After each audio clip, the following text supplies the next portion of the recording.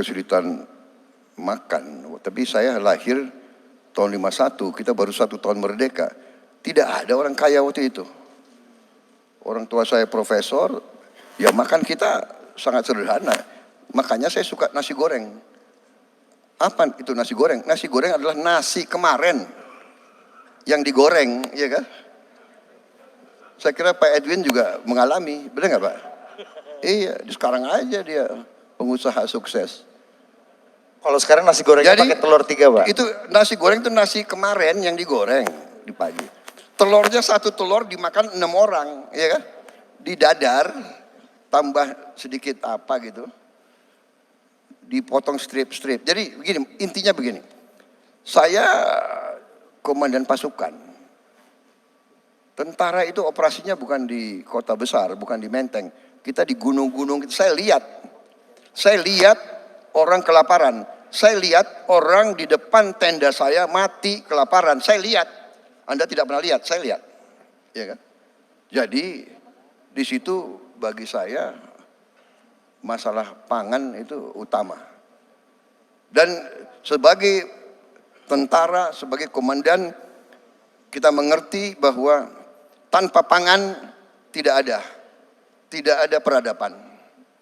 Tidak ada Republik Indonesia kalau tidak ada pangan. Kita waktu proklamasi 17 Agustus, kita perang lawan Belanda, tidak ada APBN. Tidak ada gaji untuk tentara. Tidak ada LP. Yang kasih makan siapa tentara? Saya tanya. Yang kasih makan rakyat di desa. Petani-petani itu kasih makan. Saya pernah mengalami tahun 70. Saya di desa-desa rakyat kasih makan. Orang miskin kasih makan kepada tentara. Jadi bagi saya masalah pangan adalah utama. Jadi kalau saya nanti mimpin, bagi saya pertama food security, energy security, water security, clean government, ya kan, affirmative action, and then the economy. Kita will give opportunity for business to take the initiative and to flourish. That is why I say win, win, win, win. Everybody wins in a flourishing economy. Saudara-saudara, kita harus belajar dari success stories. Ya. Saya tidak masalah ideologi, saya tidak komentar. Ideologi negara masing-masing negara. Kamboja punya, Thailand, Malaysia punya, Tiongkok punya. Tapi we have to admit Tiongkok itu success story. Dia hilangkan kemiskinan. 1,4 miliar manusia dia bisa hilangkan kemiskinan di situ. So we have to learn. Kita harus berani juga seperti pemimpin-pemimpin Tiongkok. Kita harus hilangkan kemiskinan. But kalau kita hilangkan kemiskinan dan kelaparan, everybody will succeed. Everybody benefit. Saya kira demikian. Saya kira ini orang logika semua. They all right. You will understand.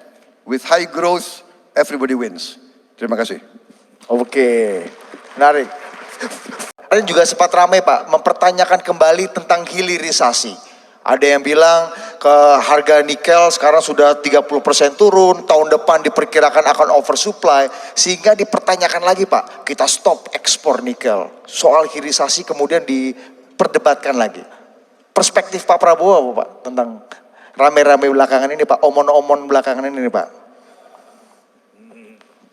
Jadi begini, komoditas adalah komoditas. Ada harga naik, ada harga turun, tapi rata-rata, tapi yang paling esensial adalah bahwa nikel itu adalah suatu bagian, suatu elemen yang dibutuhkan oleh industri. Dan kita punya nikel. Salah satu yang terbesar di dunia. Jadi kenapa kita harus jual nikel kita murah diolah di luar negeri? Ya, jadi ini gak tahu saya pemikiran orang-orang itu. Saya benar-benar gak paham. Iya kan? Saya kira itu jawaban saya. Ya. Dan kita tidak hanya bicara nikel, kita bicara semua. kita bicara timah, kita bicara karet, kita bicara tembaga, kita bicara rumput laut. Tadi saya nggak sempat bicara rumput laut. Dari rumput laut kita bisa hasilkan pupuk organik. Dan kita punya panjang pantai kedua terbesar di dunia. Saya lupa hitungannya, nggak tahu berapa puluh juta hektar kita bisa produksi rumput laut. Rumput laut selain untuk pupuk, rumput laut bisa untuk juga biosolar. Rumput laut tuh Pak? Rumput laut bisa biosolar. Dan ini sudah dilaksanakan di Bali, sudah ada beberapa, sudah diuji coba. Sekali lagi, karuniahnya kita terlalu banyak. Ya. Jadi jadi hilirisasi tidak hanya satu. Ya kan, nanti sebagai contoh Freeport, berapa puluh tahun mereka sudah menghasilkan tambang. Baru kalau nggak salah tahun ini Presiden Jokowi meresmikan smelter di Gresik, ya Pak Erik ya. The first time in history. Akhirnya hasil tambang itu hilirisasinya di Indonesia. Ya. Dan itu diketemukan kalau tidak salah 60 ton emas ya. 1 tahun ya. Kalau tidak salah, ya benar ya. Ya, jadi kalau tidak salah cadangan emas di Bank Indonesia sekarang kalau tidak salah hanya 120 ton. Benar, coba cek. Is it correct Pak Erik? Pokoknya di bawah 300 ton lah. Cadangan emas kita di Bank Indonesia. Ada staf saya nggak bisa cek. Bayangkan kalau sekarang kita hasilkan 60 ton emas setahun. In 3 years, 4 years kita cadangannya sama dengan 70 tahun. Itu hasil hilirisasi. Ya, belum yang lain-lain hilirisasinya. Jadi saya kira apa ya, you cannot go against logic. Janganlah mau minterin kita. You going against logic, go against common sense. Ya, ini tidak perlu PhD, tidak perlu. Bahwa kalau kita olah di Indonesia, lebih untung untuk rakyat kita. Ya. Saya punya datanya ada di buku saya, berapa peningkatan nilai yang kita dapat. Ya, on all those commodities. Contoh yang paling dasar, boksit. Boksit diolah menjadi alumina. Alumina diolah menjadi aluminium. Aluminium dipakai untuk TV, untuk pesawat terbang, untuk kapal, untuk mobil, untuk motor.